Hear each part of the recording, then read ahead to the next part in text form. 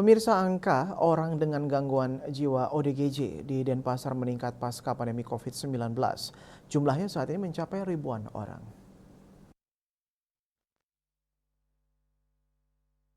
Sekda Denpasar Ide Bagus Alit Wiredana mengatakan di 2023 angka ODGJ meningkat. Menurutnya hal ini perlu perhatian dan kesadaran bersama. Saat ini saja ODGJ berat yang dilayani di Kota Denpasar 1.163 orang yang mengatakan dari kriteria WHO, kesehatan adalah sehat mental maupun sosial. Untuk itu pihaknya berupaya menurunkan dampak sosial antara lain angka kekerasan baik di rumah tangga maupun masyarakat umum, kejadian bunuh diri, penyalahgunaan nafsa, penggunaan narkotika, psikotropika, dan zat adiktif lainnya. Masalah dalam perkawinan, pendidikan, dan sosial, semuanya akan mempengaruhi produktivitas dan kualitas hidup seseorang, tidak terkecuali di Kota Denpasar.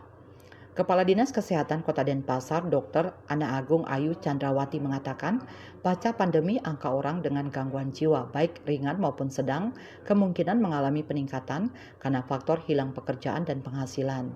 Denpasar dikatakan menyiapkan screening di puskesmas yang berjumlah 11 dan terapi.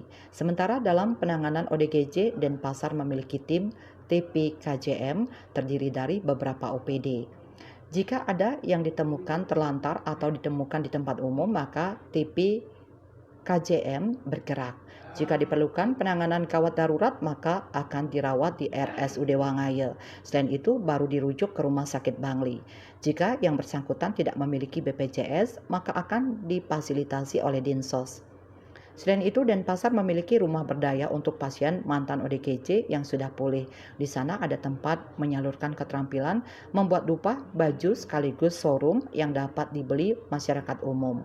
Menurutnya, ODGJ dapat bermanfaat untuk dirinya dan orang sekitarnya setelah berobat dan pulih. Citamaya, Bali Post melaporkan.